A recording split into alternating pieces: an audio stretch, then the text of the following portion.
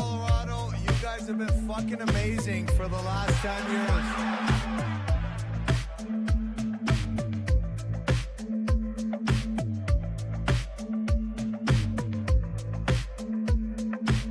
Let me start off with a Twitch feed this morning, and I got to get the whole name right.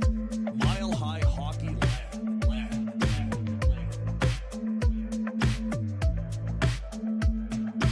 The city of Denver, the state of Colorado, you guys have been fucking amazing for the last 10 years.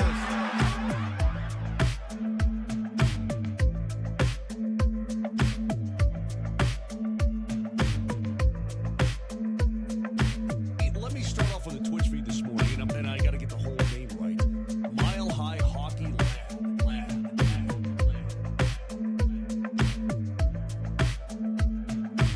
The city of Denver, the state of Colorado, you guys have been fucking amazing for the last 10 years.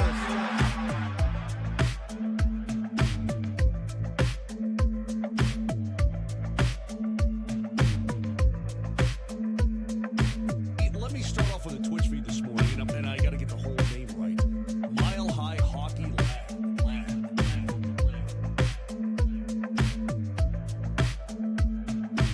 The city of Denver, the state of Colorado, you guys have been fucking amazing for the last 10 years.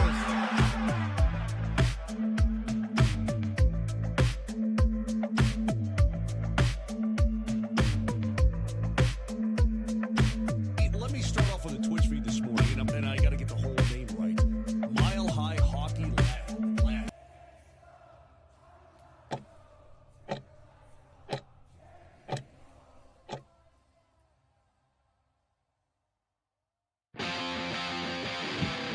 Welcome to the Mile High Hockey Lab.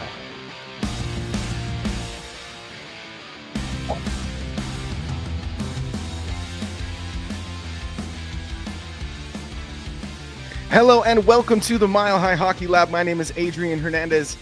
I am here today to talk Colorado Avalanche hockey with Brennan Vogt, Evan Liu, and Ezra Parter, as we will discuss some recent and pertinent holiday news as it pertains to Mackenzie Blackwood extending 5 years in an Avalanche sweater, 5 by $5.25 million.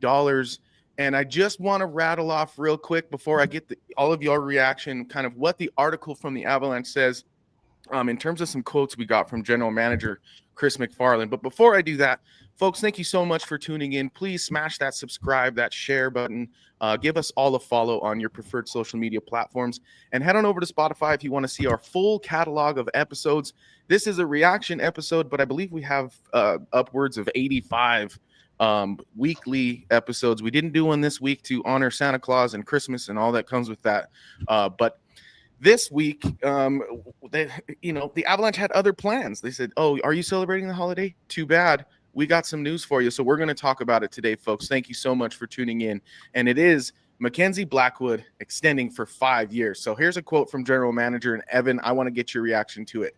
He said, "When we acquired Mackenzie a few weeks ago, we wanted to let him get to Denver, get acclimated to his new team, new city, and in due time, we'd reach out to him and his representatives." So that tells me an extension was always on the table, probably during the trade talks even. What do you think? Oh, 100%. That was 100%, what was the deal, right? Yeah. I mean, I think Chris McFarland even said it when they had like the press conference, after they traded both their goaltenders, that he said, "Oh, Blackwood is not going to be a 4-month rental. Like we're going to be looking to keep him here for a while." And that's what this is, right? This is what they've done. This is now a good opportunity for Blackwood to really sort of get going and prove himself. This is something that he hasn't really had the opportunity to do. He hasn't been a starter on a competitive team with a chance to win a Stanley Cup. Now this is a great chance to do that, right? This is also very different for the Avalanche. This is the first time that the Avalanche have signed a goaltender for more than, I think, 5 years in over a decade. Semyon Varlamov was the last goaltender that signed for, I believe, 5 years before the start of the 2013-14 season. Yeah. Ever since then, the Avs have kind of just been on 1, 2, 3-year contracts, and they haven't really, I guess, stuck to their guns with a goaltender, right? Now they have. So now this is he's the goaltender for the future. He's the one that's going to be leading this team going forward, and it's a great opportunity to see what he's really made of, I guess, at 28 years old. Totally. I agree with that analysis. And I think, too, like, it's interesting that you bring up it's been a long time since the Avs have invested time and money like this in the Avalanche, because on our last episode, we actually kind of danced with the topic of have the Avs change their philosophy, because we've been told as fans by management, word for word, that they think they can kind of save money in net and rely on talent otherwise. And then I think, the proof was in the pudding when they won with Darcy Kemper. That's not to take away from Kemper's performance, because he was a great goalie for the Avalanche that year. But it was the approach was the Avs were going to save money in net and then add depth because of it. Now, Ezra, I asked last week if we thought the philosophy had changed. And at the time, most of us agreed, no, probably not. Do you feel that way today with the goalie extension? Well, obviously there's a shift, right? They're investing long term in a goaltender. I still think, to an extent, this is making sure that they got a guy on a relatively cheap deal. Like 5.25 with the cap going up is a little more than the 3.3 that they invested in Georgiev comparatively. Obviously, it's a bigger number, but like if you look at the percentage of the cap with the expectations for where the cap is going to go in the next couple of years, it's pretty similar. So I think, yes, certainly it's an adjustment on the overall like look at goaltenders, because it is a longer term investment and it is a slightly higher cap hit. But overall, I'd say they're still probably going to stay pretty cheap in goal, because the backup position is either going to be 1.5 million for Wedgwood, or potentially there could be a change there with Nabokov potentially coming over to North America. So overall, they're still going to be spending a pretty low number on goaltending as a whole. But for this one individual player, it is a bigger investment than they've been making. So it's a slight shift, I would say. Totally. And I love the fact that you just brought up Nabokov, because I can send that over to my main man, Brandon, and ask him, like literally hours ago, we were getting news from Russian sources, I guess, if you will, hockey sources, KHL affiliates, about Nabokov's intention to coming to the NHL pretty much as soon as the KHL season ended. And I think you even shared some of that information on your socials. So tell me, what does this say in terms of that? Do you think that Nabokov will probably be discouraged by this extension, or how do you think this all fits into that situation? Brandon? Brandon, you're my muted, friend. handsome. You're so muted, but you're so handsome. There you go. Yeah. It's been a long morning. Sorry. It's okay. No, totally fine. I get it. 7 and on the run. So that's what happens when you have a 5-year-old. So that's a beautiful sweater, by the way, just so you know. Yeah. Yeah, he's got the official. Highlanders. Yeah, it's Official. beautiful. Okay, continue. So let's get back to the topic. Nabokov. Where does he fit in? But anyways, okay, so Nabokov, I think it was Evan Rawl that brought up the fact that there was a possibility that he was looking at like a 3-year extension and things like that, and he's been the one that's really like digging deep into whether he was staying with the KHL. Mackenzie, I think, Wedgwood has another year? Mm-hmm. Okay, I'll take that all. Yes. So we've got this tandem for at least another year. Minor, I believe, has this is the end of his year. I'd have to double check. Let me look real quick. But like I said, I'm so tired right now. He's got one more year. Yeah, you're right. And Mandalese is, I think this is his only year. I think that's right. Yeah. Mandalese has been good, but I don't think he's renewal contract good. Right. So you're thinking that those guys that we've been kind of flirting with kind of filter out, and you get more of a clear cut goalie room with a prospect kind of as your third goalie again. Is that kind of where you're at? Yeah. And Trent Miner's an RFA at the end of the year. Gotcha. And so is Mandalese. I think they'll let Mandalese walk, to be honest. Trent Miner, on the other hand, has been impressive. He's come in and made his NHL debut. He's done a lot for the Eagles and the Avalanche this year. Mhm. Now Nabokov, I don't know. Say it's stubborn of Russians, but they don't like sitting in the AHL for a bit. Yeah. And I know we've lost a couple of players because of it. One of them was, gosh, I can't even remember his name. We lost one in 22 because of it. They just terminated his contract because he wasn't happy getting, it was a defenseman.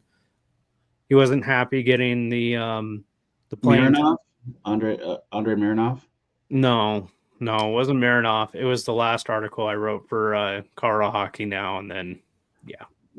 Gotcha. Okay. So I remember who you're talking about, and that is an excellent point. And Yeah. Unfortunately, Jackie's not here to kind of back that up. Jackie would, yeah. Yeah, because the I can AHL find it. is. I'll just give me a minute, but I can find it. You're fine, but it's unfortunate Jackie's not here to back this up because I mean the AHL is a very hit or miss. I feel like for Nabokov, I feel like he is going to come over. At some point, he's already 21 years old. He's an older goaltender that was drafted this year. Like he has potential, right? We already knew that. He's kind of the goaltender of the future, I guess you could say, for the Avalanche. But now with this Blackwood signing, and if Nabokov comes over and is behind, Wedgwood, and then is behind, thank you, Casey. All that, yeah, thank you, Casey. It's just kind of like the third choice goaltender, I guess, from there on out. Danielle Zaroloff. Yeah, Casey Cheatham, our beloved Casey young man, also a contributor of Beautiful Mile High Hockey. Yeah. I was on a different screen. Sorry. Yeah, that's okay. I want to touch on this, Evan, because Peterman has an interesting tidbit. He says, "Hola," and Peterman, thanks for joining. You're a usual. We appreciate you. Evan just reposted a Russian interview where Prosvetov delivers some juicy tidbits. I think you meant tidbits. That's fine, including many tendies moving through Colorado in recent years. That was interesting to me. I know that sometimes things get lost in translation, and what it is like respectful context. Typically, that gets lost in translation. But there was definitely my take on it with the translation was Prosvetov seems a little salty. And he basically, if you haven't seen the quote, folks, he basically says that specialists in the NHL are good and bad, and basically goes on to say that the Avs goaltending specialist pretty much didn't fit him, and he doesn't, believe in sometimes the philosophy of having a coach that's never played the position. And he went on to kind of say Varlamov was the last good goalie they had. Kemper did fine, yada, yada, yada. But to me, it just kind of sounded like Prosvetov was a little bit salty. Evan, what was your reaction to that? Yeah, I should clarify. I did not interview Prosvetov. He was saying you shared it. Yeah. I have on the other hand. I don't read into it too much. I definitely see it as kind of a salty sort of thing. Not everyone's going to fit everyone, right? I mean, that's just the human race. So it's, it didn't work out, right? And he's like, oh, who do you say was the last great one? Varlamov? Like, yeah, there's only one that won a Stanley Cup, and it was Darcy Kemper. And it wasn't Varlamov. Yeah. And actually, on a little bit of a sidetrack, this Mackenzie Blackwood contract is the same contract that Darcy Kemper just signed with Washington. Which is very interesting when you consider the fact that the Avs and we're like, oh, do we want to sign Darcy Kemper to this sort of deal? And now they have with Mackenzie Blackwood. So the cap has also gone up. So and then the cap has gone up. Yeah, exactly. Yeah. So things have kind of changed a little bit with that, but Prosvetov, I guess he didn't really work out here in Colorado. I think he's just a little bit salty about it, and it's. It kind of just is what it is. I think the Avs have kind of moved on from that. I mean, just look at the signing from today, right? Look at the news about Nabokov that's just come out. So, I mean, goaltending is, I feel like now in Colorado, is pretty set. The last couple of years definitely was not, right? Yeah, there were definitely a lot of question marks, ins and outs. Will Annunen be the actual backup goaltender? Turned out he was not. Is Georgiev going to be the guy? Turned out he was not. And now you have a you have two brand new goaltenders that didn't even start the year in Colorado, right? That were here before Christmas. So we're very set in stone now, at least for the next 5 years, with a starter, at least on that front. Whatever they end up deciding to do with Wedgwood and Nabokov going from here on out, that's still to be determined. But I think number one position is pretty set here. Yeah, which is crazy. And Anno Darcy Kember's with the LA Kings. He is, but his initial contract with came Washington, in at I believe. No, isn't he's he? with the Kings, but his initial contract came in at 5.25 million when the Capitals extended it. That's to what Evan was referring. But I'm far behind on that one. They traded him to LA for pure. Yes, that's right. ELD. That's right. My favorite and no one else's. But let's keep this with the extension, and let's start thinking a little bit bigger picture and kind of how this makes us look at the dominoes that are yet to fall with the Avalanche. The first thing I want to talk about is Gabe Landeskog. Are you guys of the opinion that this is dipping a bit into Gabe Landeskog money, so much so that might start writing things on the wall in terms of Gabe Landeskog's departure? Or Mikko. From the well, let's start with Gabe. So with Landy, do you think that this is writing on the wall for that? I don't know if it's necessarily writing on the wall, because they've already used his money already. Right. Like this is definitely more of it, right? But you also have to realize that the cap is going up. I think it's going up from 88 million this year to like 92 or something next year. So I mean, that's almost 5 million right there for Blackwood, right? That almost fills all of that. But then you still have the likes of down the line, you have Jonathan Drouin that expires at the end of this year. You have Cale Makar, Casey Middlestat, Lehkonen that all expire in a couple of years down the line too. So I mean, you really have some tough decisions to make, and that's of course aside from Rantanen this summer that needs to be figured out. So I don't know if it's I wouldn't call it writing on the wall for Landeskog. I think that there's still opportunity for him to come back if it works out. And I mean, he might just pull a Mark Stone in Vegas and just show up game one of the playoffs, because that just might be how it works out, cap wise this year, unfortunately. But I mean, we also just truly don't know either, right? So sure, it definitely makes things a whole lot more challenging, right? I think that's kind of what the Avalanche have kind of been trying to juggle and figure out over the last few years. But you're at least solidified now in net, which I think is something that they wanted. Totally. And 5.25 for a starting goalie is a bargain, especially with the cap going up. I think that's true. And okay, Brandon, let's talk about Mikko Rantanen a little bit. With that first off, is your cat dying there, Evan? He's here. Yeah, I'm sure you've heard him. He'll probably walk the screen in a second. All right, Brandon. Well, 5.25. We're saying it's a bargain. How does that help the Mikko Rantanen situation, or do you agree with that? Well, I'm a cheapskate, but I'm old. So I think I'm the oldest one on the screen right now. So there's the cat. Now you're not. The cat is 150. I have it on good authority. It's I can we afford both Mikko and Landy? It's hard to say. That's the problem. And I'm hearing the going rate for Mikko is going to be 14, which is Mikko even worth that? Is he worth more than McKinnon? Yes. Yeah. Well, I mean, do I agree as an Avalanche writer? Yes, absolutely. But McKinnon's worth more. Well, McKinnon is McKinnon easily worth 15 to his deal. 16,000 or 16 million. But I think you're going off of that 14 being on the open market, which means only 7 years.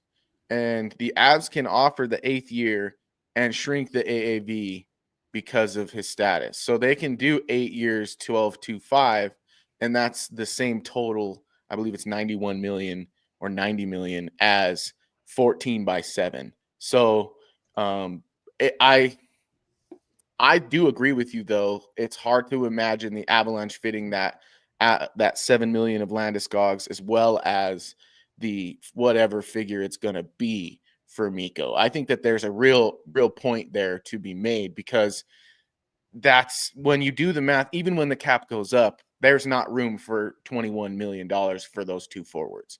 Yeah.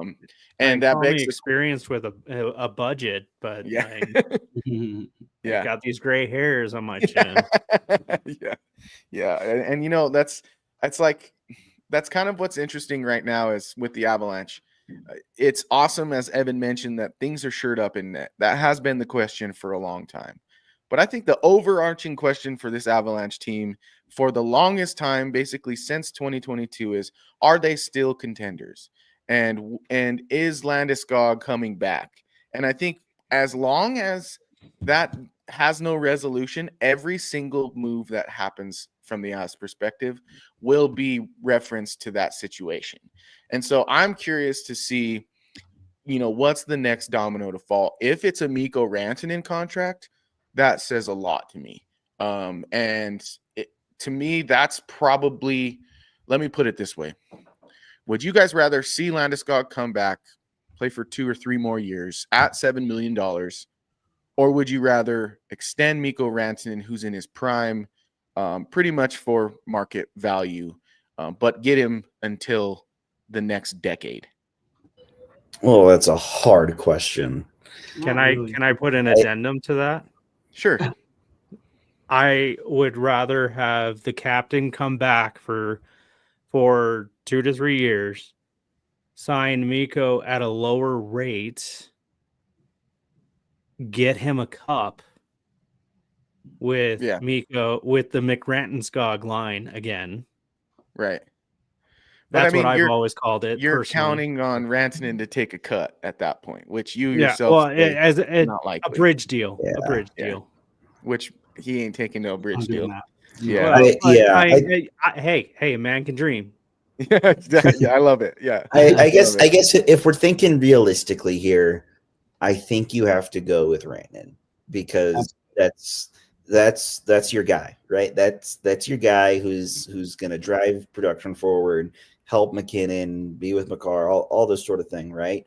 And it's ultimately, you know, at the end of the day, I know I've said it before on the show, this hockey team is a business, right? You're going to run this business. You're going to try and make as much money as possible, try and find as much success as possible by spending as little as possible, right?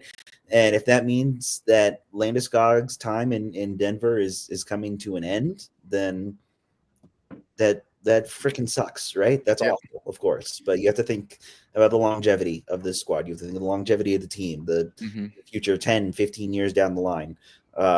Would you rather have one cup and be with a captain who was resilient through injury, or have the opportunity to have 2, 3 cups in this sort of time span, right? Yes. It's such a hard thing to think about, right? And this is why we're podcasters and writers and not office, managers of a hockey team, because boy, it's such a tough decision to make. I feel like with at least the heart anyway. The head right. so much, but yeah. Well, and we've got some awesome comments here because everyone's chiming in. And thank you guys so much for tuning in today. I know it's holiday season and we all got family to hang out with, but we appreciate you hanging out with us like we're family. Lionel the Hut says, extend Mikko. We got a cup with Landy in 22, and I'm grateful, but Mikko's the future. I think that's putting it very well. Yeah. And I'm with you, Brennan, that my heart says, just like it did when we didn't re-sign Nazem Kadri, was Kadri come in at a lower rate so we can keep the band together. It just doesn't happen that way. Jackie, we got you live. Let's hear what you got. I'm gonna reduce some of your background noise there and hear you. I know. Sorry, I'm out in public. So. That's okay. Let's hear what you got. What are your initial thoughts to the 5x5 right, 2-5 extension? Breaking news. I have breaking news. Breaking Avalanche news. Josh Manson is at morning skate in a normal jersey. Yay. But he hasn't been removed from the IR. I know. I was about to say that. So I don't know. Okay. Well, he was. And at the they morning can do skate that like last an time, hour before the game. Yeah. Well, let's get Jackie's thoughts on the extension real quick since she's out in public. I don't want to keep her for too long. Jackie, thoughts on the figure, thoughts on the term? That's about what I expected. I mean, everyone can say that's what they expected, but people were talking like 4x4, 3.5 by 4, but it's about what I expected. The interesting part is they finally made a commitment. I mean, remember they didn't want to give that kind of the exact contract to Kemper after he won the cup. So I'm glad that they finally made a commitment, but it definitely signals a shift in philosophy. And maybe they realize they can't keep making trades like that. Yep. The Nabokov part's interesting. Maybe he's okay on a backup track for now. Yeah. And but which would be okay. He could come over for the AHL next year, and then when Wedgwood's contract's up, maybe be the backup a year after that. I mean, in general, I like it. I'm glad they did something about it, but they haven't even gone through like the bad times with him either. Yeah. You know, they haven't had a losing streak and see what that looks like. But I mean, they did have to finally make a decision and make a commitment. Yep. Well, that's actually the question I was going to ask you, because that's a common thread to your belief around how the Avalanche view their prospects and otherwise is the commitment is really huge. Like you say, you didn't really see that from the Avs in terms of Kovalenko. Do you feel like Nabokov might start to get senses of a lack of commitment from the Avs, or do you think that clear path to being the backup in a couple years is enough to keep him excited about coming to North America? I would say it was a concern. But with the reports today that he turned down a move to SKA, I guess maybe he's okay with it. Okay. But definitely, like if you're looking at a guy that just signed a 5-year deal, I think you got to think about it. Mm-hmm. Well, and the news that broke about Nabokov's potential trade and turning that down, or whatever the exchange was supposed to be, part of that was he's trying to get to North America as soon as possible, so much so that the Avs had sort of a contract that couldn't be signed until a specific date, but that was already in writing and in his possession. Yeah, the KHL Freedom Day is May 1st. Okay, so do you think on May 1st we see that contract signed, and then we got our 1, 2, and 3 goaltender situation totally cleared up? Yeah, I would like that for sure. I mean, we'll see what they do with Nabokov, but the fact that he's still willing is good. But I mean, this 5-year deal broke today too, so we'll see if he changes his mind. But with that, I gotta go. So I'm glad you had me on for a quick comment. Have a good show, guys. You as well, Jackie. Thank you for tuning in. Jackie doing a live remote for us. We really appreciate it. And Brandon, I saw you throw up 4 because Brandon is stamping his stick on the ground going, Trent Miner is awesome, and I know that's what it is. And he's nodding yes. Well, he's an awesome AHL goalie, and I mean he's worked his way up for the coast. He's worked his way up through the AHL. Give the boys some time, and he will. I think he'll get up to the NHL, and he's extremely humble. He's not full of himself, like another goalie that just left the organization. Not going to say who. Because when I read interviews and when I interviewed that goalie, I'm not going to say names because I'm sure you guys can guess. He came off as very cocky and very full of himself, and I, not to say that that's a bad thing, but Miner, the first thing he said to me when I said, "Hey, you played really good on your NHL debut," was no, I need to get better. Yeah. I think we may have talked about who you're talking about earlier in the show. But I want to touch on one thought I had with the Blackwood Nabokov situation, if you don't mind. Not at all. Blackwood's contract is 5 years, but it's completely, there's no trade protection. So in theory, if Nabokov comes in, proves himself, takes over the job, the Avs have some flexibility there where either Nabokov on an entry-level contract or a bridge deal can be the starter with a more expensive backup, or if they need to, they can move out Blackwood to make room. Like they have flexibility here. They didn't give him trade protection, which I was kind of worried about. Trade clause for 6 teams, so a little bit. But they did give him where are you seeing that? That's the link I posted in our chat. Yeah, so It's Puckpedia. Let me find it here. I can get it in just a sec. I was so looking it's at. Look in our private chat. 6-team no trade clause. Well, I mean, that's Oh, not okay. 32 Yeah, though. still, that's fine. That's So I fine. mean, there's still some wasn't on, flexibility in that. There's, Well, there's a tiny bit of protection, but not That's much. funny. They nothing tweeted it, but they didn't put it on their website, which is where I was looking. It's Okay. it's not like he's getting traded back to the Sharks. I mean, I think No. that's Sure, probably sure. one Well, of I'm the sure 6 he teams. probably put the Sharks on his list. Yeah, it's gonna say to Ezra's point, 525 is a reasonable figure to have to deal away if Nabokov does come up, prove himself as a starter. You can shift your philosophy right back in a year's time, 2 years time to we're gonna save money in net and we're gonna add depth to our forward group and add our competitive advantage to an incredibly talented back end. You can go right back to it. So Ezra, that's a really good point that there's flexibility in this for the Avalanche. Yes, it's a commitment, but the Avs have kind of covered themselves on the back end, which to my analysis, sometimes they kind of put that thought process on the back burner. I mean, look at the Miles Wood deal. No, it just seems like they're willing to do whatever it takes commitment wise and not cover themselves on the back end. So it is interesting that they've done that, Ezra. I agree. Well, Yeah, we talk about. Sorry, go ahead.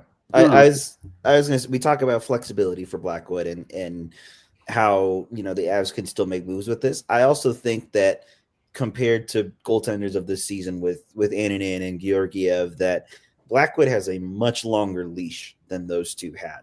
Because I mean, I'll just rattle off the stats that Blackwood has had in just 4 games with the Avalanche. He's been a breath of fresh air. He has 3 wins in those 4 games, a 2.03 goals against average, and a save percentage of .931. That is nowhere close to anything that any Avalanche goaltender had this year at all. Right now, I think you're hoping / expecting that Blackwood is going to keep this up. Right. I mean, this has kind of been his mantra where he is the undervalued goaltender on a non-competitive team, and maybe goalieing the Avalanche like he has in the past with the Sharks, right? So I think you're hoping for that same sort of production and expectation when he's on a competitive team like the Avalanche, and therefore that gives him a little bit more leeway. And this 5-year deal I think kind of proves that, but we've only seen 4 games, right? I think there's been a lot of people who are like, oh, I don't know how I feel about this. Like they just got him, right?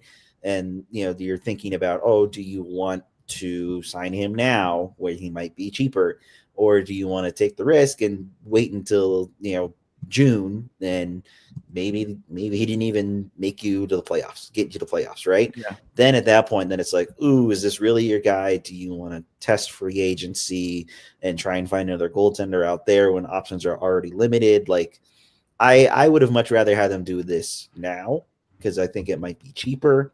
I also think it gives the Avalanche a little bit more leeway in seeing, what they can get in 5 years and not even testing the free agency waters like they have in goaltending in the past. So I don't mind it at all doing it now versus later. Yeah, I totally agree. And when you rattle off those figures and the very first one you said was the goals against average. And I know that's very upfront stat. It's one of the 2 stats you get first up front. It's not deep analytics to see a GAA.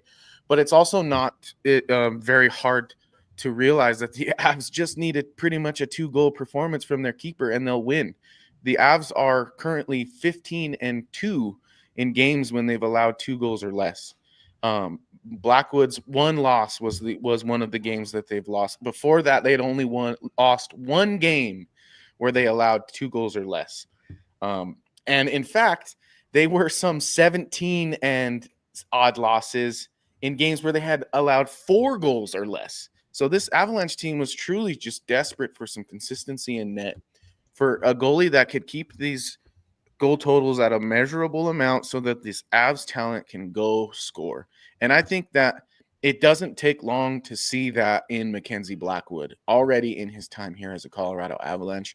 He's made saves that I think we all could agree if the other goalie was in net, we probably would be worried about it going in, period. And I think I even caught myself watching games with Mackenzie Blackwood and Scott Wedgwood in net going, oh, wow, I was just expecting that to go in. And it didn't.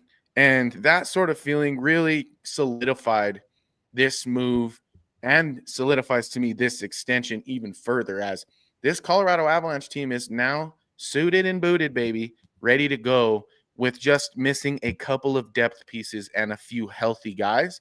And this team can really put the league on notice. In the ticker, if you're getting closer or further away from true contender, would you guys all agree that the Avs are getting closer? Closer. Yeah. I mean, yeah. The trade, definitely. The extension, I'm like, nah, it's the same as it was last week. But the trade, absolutely. I want to also go back to connect this conversation about the contracts to Mikko's situation, because there's a few things at play with Mikko, right? Like, we know that they have to kind of see what's up with Landeskog before they know what money they have to move to make Rantanen's contract work, and I feel like that's a big part of the delay here.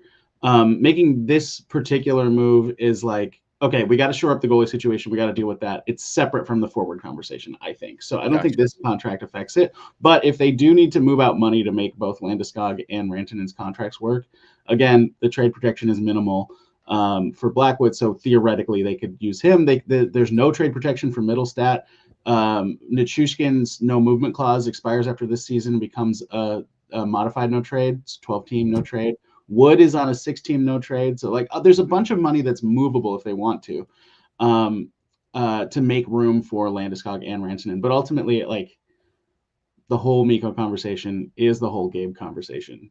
Is he going to play on that contract? And yeah.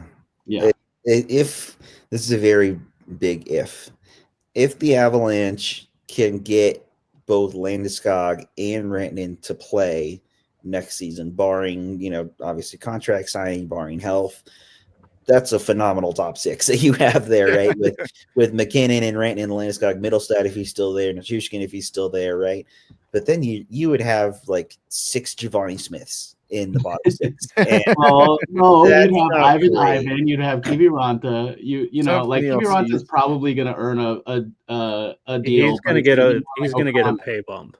It's going to be more like O'Connor, though. He's not going to get like $3 million. He's going to get no. But yeah, he's definitely getting a pay bump. Come on, the boy got a hat trick. No, totally. I think he'll come in around where Wood and O'Connor are at that 2.5. Yeah. I guess my point is that if you really go down this Landeskog Rantanen route and hoping that both of them are fine and able to play next season, then you're asking a ton out of them, right? Then you're very top heavy. Then you are, relying on an Ivan to chip in, a Yoel Kiviranta hat trick, right?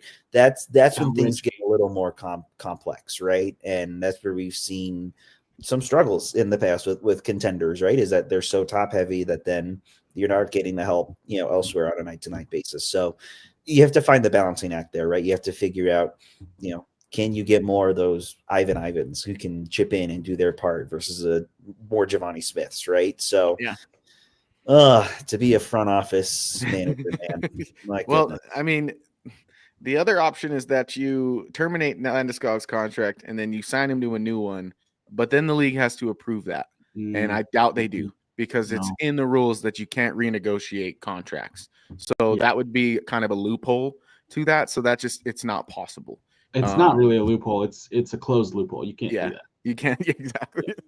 It's a loophole. It's a black hole. Once you go in it, you're done. Yeah, that's, if you try it, you're probably forfeiting first-round picks. Exactly. So, let's see. Breaking Buddha news. is in net, by the way. I was going to say, breaking news. Buddha in net for the Anaheim Ducks. Very cool. Very cool. And says, don't forget Lecky. That's true. Yeah, don't forget Lecky, and he's not going anywhere. He also has a 12-team no-trade list. He seems like the least likely to get moved of the possibilities. But, what do I know? That's just my thought. How about Nichushkin? It seems like if Gabe can come back and play his role, then Nichushkin would be expendable in a way. Nichushkin's not an expendable player, but like if Gabe can come back and be a high level, which I don't think he can. Frankly, I don't think he can. He's coming off knee surgery, right? But if he were to come back and be a top 6 player, then theoretically that's your net front guy. You could let Nichushkin go to make room for him. I don't think that's a good idea. That's theoretically what it is. It's the same as the Miko and Gabe conversation. Well, Nichushkin's the averaging a point 1.25 or something like that right now per points per game. So Landy is going to have to come back and be productive that quick. Yeah. In order to make Nichushkin expendable. And who's going to want the possibility of, I hate to put it this way because Nichushkin has behaved and he's been great and he's done everything he's needed to gain the trust of everyone. But if he slips one more time, he's done. Yeah. And no team's going to want that. Right. Which that is a different form of asset management, one that you don't really have or get a lot of training in, because those situations like the Nichushkin situation is so darn specific to the player. It's not like there's no template for handling that in terms of him being an asset. But I mean, it goes without saying that he was such an important piece to the Avalanche winning a Stanley Cup in the first place. And I think if the Avalanche are to win another one in this window, Nichushkin is on the ice playing with that team. So unless you can get basically the same exact type of player in a deal, in an exchange, I don't think it's smart. I think you weigh the risk, you take the risk because he's your guy, and you can see him through his troubles. That's kind of your responsibility too, as the franchise that employs him, is to help him through his struggles. And I think that they've done a very good job of that so far. So my whole thought process with this is all of it is just kind of conjecture, because the reality of the situation is Mikko Rantanen is still an Avalanche. And he likely will be one in the future. The reality is Landeskog is not right now, and the most realistic reality in the future is that he won't be. And so I wouldn't be surprised if we see that Mikko Rantanen contract still roll in this season, and that kind of tells us what's what with Landeskog. But let's get the final take, everyone's final take on the extension, and with those 5 years, what are your expectations for Mackenzie Blackwood? Let's start with you, Ezra. I think my expectations are to have his high end be like what we've seen, and his low end be around 900 save percentage. And sure, of course, he'll have off nights here and there. He's a human being, but to be consistently much better than what we've seen from Avs goaltending in the last 2 years, just in terms of consistency, and at the high end be a high quality NHL starter. I don't think he has to be a Vezina contender to be a positive value add here. He just has to do enough to be consistently good. Agreed. Which is all we've been longing for as Colorado Avalanche fans. As the other team goes in transition towards our end, we just want to feel not like it's going to go in every single time that happens. Evan, your final thought with the 5x525 for Mackenzie Blackwood and your expectation for the Avalanche. Yeah, I think I kind of referenced it after Blackwood and I guess Wedgwood were both brought into Colorado, that they have some pretty high expectations because of just the goaltending situation that was here before them, right? They're kind of here to, I guess, for lack of a better term, clean up the mess that was here, from October to December. So I think that's kind of the first step, right? Is to just kind of set your footing, kind of make yourself known, and start, planting some roots here, right, in Colorado. I think that's kind of sort of the first year objective here. But then from here on out, I think I'm very similar to where Ezra is with Blackwood here, is that, have his highs be his highs. I think, honestly, his high could be Vezina contender, because we've seen what he can do, with teams that aren't the Avalanche, right? And if he's doing that with the Avalanche, then boy, that's really great, right? But you could. I also don't think that we will get the lows that we had with like Georgiev, where you're let in 7 goals on 24 shots. Yeah. Right? Yeah. Fingers crossed, knock on wood, all the things. Right? I think his low will definitely be around that 900. I mean, that's kind of his career. Goals, save percentage. Right? That's sort of around there. Maybe a little bit lower, like 8-9 somewhere will be his low, but. I think kind of the expectation is the same as it is for kind of the Avalanche team, coaching staff, front office. Go get you a Stanley Cup. Win it, baby. That's what it is. That's what it is. I love it, Evan. You just got me all excited, brother. Brennan, I feel like you might have hijacked your kid's letter to Santa because the Avs traded for Mackenzie Blackwood and then they signed him for 5 years, and you were pining for the Avalanche to acquire Mackenzie Blackwood. My question is, give me your final thoughts on that, and how excited are you for the rest of the season now that the Avs do have Mackenzie Blackwood in it? Well, it's not a 12.5. Yeah. That's what I'm happy about. But if he continues to perform like he has, even with the bad teams, like he was with the bad New Jersey, he was with a horrible San Jose. If he can continue to perform as well as he has with those teams, and with a good Avalanche team, and the Avalanche can actually tighten up their defense, watch out. Yep. Yeah. So and even Jared Bednarz had said that they are aware of their defensive problems and they need to tighten it up and they need to get that together. So it's gonna like, with the best way I can put it is Chris Wagner has even said that they're not even having to worry a little bit less, or they're having to worry a little bit less about who's behind them. And it's refreshing is the word he used. So I would have to say the same thing. It is darn refreshing. Yeah. Well, and just like that, the Avs are. We're good, streaky! Yes! And it's a matter of getting some consistent goalkeeping. I do actually, since we didn't get an episode this week, before we leave, I want to get bold predictions. Oh, God. I give my final thoughts. Emergency pod, but with regular things sprinkled in. I like it. I like it. My final thought on it is good for the Avs. I think management kind of shows their merit again by getting him at such an affordable figure, because I think 2 years into his contract, that'll be very affordable given the way the cap is set to go up. And I love the point of flexibility that Ezra brought to the table, which is they're not, committed to the point where they can't recalibrate in a couple of years with Nabokov coming up, because that was my initial concern. I mean, we got people saying Nabokov is the next Shesterkin. And if we can get that on an entry-level contract, I guess I'm here for it. So that was my only concern, and now I feel better. This would be a question for Jackie, but wouldn't he be too old for the entry level? No, sir. Okay. No, sir.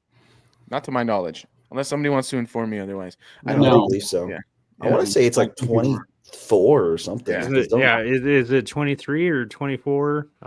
But he's 21, so he's good. Yeah. Okay. It's like I wasn't sure how old he was. So let me pull up last week's script real quick so we can hash out our bold predictions, because we didn't get to do that either. Ezra, perfect power play. No. Against San Jose, not quite. Hey, but way better. At least exactly. Yeah, 2-4 is way better. Overtime, I got what I wanted out of that prediction. Yeah, exactly. Overtime win over San Jose or Seattle from Jackie. That was wrong. They won both in red. So you gotta love it. I said the Avs would. The Sharks would play Alexander Georgiev against the Avs, but I predicted that he would allow less than 4 goals and wouldn't be Georgiev.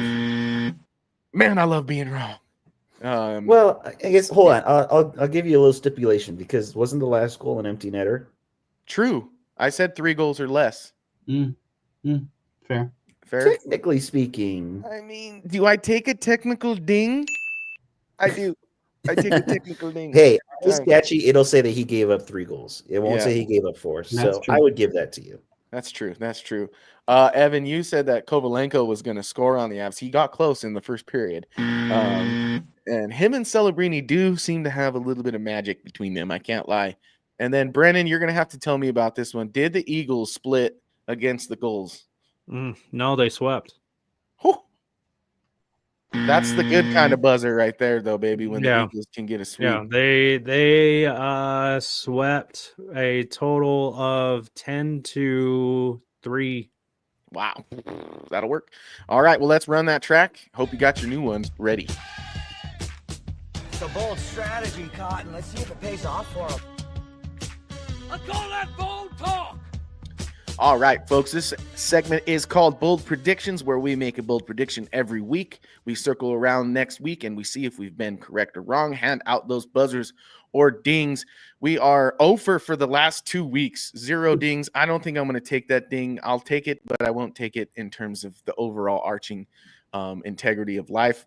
So let's go. Ezra, do you like how I put that one? Ezra, how about you? Give me your bold prediction first. Okay. I'm gonna say that Josh Manson's back in the lineup tonight and he puts points on the board. Oh, You took mine, Ezra. Dang it. Oh, sorry. Okay, I got to think of another one now. okay. Jackie, not here to make one. So let's just say Jackie thinks that they're not going to trade for another goalie because it finally happened for her. Evan, what do you got then? You can't do Josh Manson. Go to Brennan. I need a minute. Okay, Brandon, what you got? So Eagles play Tucson this weekend, and Tucson is considered one of their rivals, in my opinion. So they feed into Utah. Gotcha. And I say at least 2 fights this weekend. I like it. If you are there, folks, at the Eagles game and they do start fighting, videotape it and send it to us, and we'll put it on the show next week. It'll be in Tucson this weekend. Yeah, Tucson. Nice. Well, if Manson's back, then that'll probably send Middleton down, so that ups the chances by like 50%. Yeah, So, exactly. Well, he'd have to. That it'd be difficult for him to get in tomorrow. That would be the problem. yeah, we'll see, I guess. All right, Evan, you ready? Yeah, I got one. Okay. I got one. I think the Avs are going on a good streak right now, and I think our next show will probably be in 2025. I think. Mhm. So I'm going to say they end out 2024 on a bang. They win the next 2 games tonight in Utah, and a big one on New Year's Eve against Winnipeg. Yeah, Evan, baby. we're right here because that was the other thing I was going to say. Win out the calendar year. I love it. And Hey, they're Matt on a is- good streak right now, 3 in a row. You might as well keep it rolling with your newly signed and extended goaltender. All right. I am going to make the boldest of bold predictions, and I'm going to tag as many Winnipeg Jets fans as I can so that if I'm wrong, I go viral and they share it like wildfire and people come watch our show. But the Avs are going to win 7-0 against the Winnipeg Jets. Oh my God. Yeah, that's right. Heard it here first. 7-0 Avs on New Year's Eve in Colorado. Hopefully this year they don't shoot anyone with the fireworks like they did a couple years back. But we get many, many fireworks on the ice from the Avalanche. We're talking a McKinnon, Rantanen, Makar special. Touchdown, baby. Tacos, baby. That's what we're doing here. So that's my bold prediction. Maybe we'll go 4 for 4. I like it. We can go 4 for 4 next week. If mine hits, you guys all owe me like a bottle of blue or whatever. I don't know. I'll get you tacos, because I forgot about the tacos thing. That Yeah, exactly. Yeah. DoorDash me some tacos. Oh, that's awesome. Well, Taco Bell tacos, the worst of them. oh, how dare you? How dare you? No, that's the best thing on their menu. Seriously. Except for the empanadas and that. Now they don't have the empanadas again, and now I'm just sad. But this isn't a foodie podcast. Can you tell it's lunchtime? We're hungry. I was gonna say we could probably do that I haven't too. had breakfast yet. Yeah. Well, This was thank my breakfast coffee. Well, thank you Cheers. to the three of you, and to all of the folks who have tuned in. There's 500 of you right now tuned in live on holiday, so we really appreciate you guys for joining, and to our commenters for contributing to the show as well. Brennan, for making time and getting home as fast as you could, even though you were out in public with that beautiful Highlanders sweater on. Hold on Uh-oh, Evan, Evan's- before we go, because we just heard Blackwood's first thoughts on his new deal in Utah. His quote, "Merry Christmas." Yeah, baby. See, I'm Love telling it. you, Brennan hijacked that letter to Santa, and there it is. There's confirmation right here. Wow. Heard it here first. But we appreciate you folks. We hope you had a happy holiday. We hope you have a happy new year as well. And in the meantime and in between time, all the Avalanche do is win. And we will see you in the new year. Brand new edition of the Mile High Hockey Lab. Please give us all a follow. Brennan's petting his tag right now to let you know it's at Brennan_vote. Vote spelled VOGT, baby. And Ezra, I believe yours is at Ezra Partier. That's genius. On Instagram, it sure is. Yeah. And Evan, yours is at Louis with some numbers and some stuff. So can't help you there, guy. Oh well. Yeah. But give us a follow at all caps MHH_lab and at Mile High Hockey. Head on over to the website. I believe we just published the preview for tonight's game. We will have an open thread as well, and a recap, and of course opinion pieces to boot. If you enjoy this programming, please subscribe, share with your fellow Avalanche fans, and turn on your notifications so that you know every single time we are live. Thank you. This has been a live reaction to the Mackenzie Blackwood extension, 5 years by $5.25 million. On behalf of Brennan Vogt, Ezra Potter, and Evan Lou, my name is Adrian Hernandez, and this has been the Mile High Hockey Lab. Go Avs. Thank you for tuning into the Mile High Hockey Lab.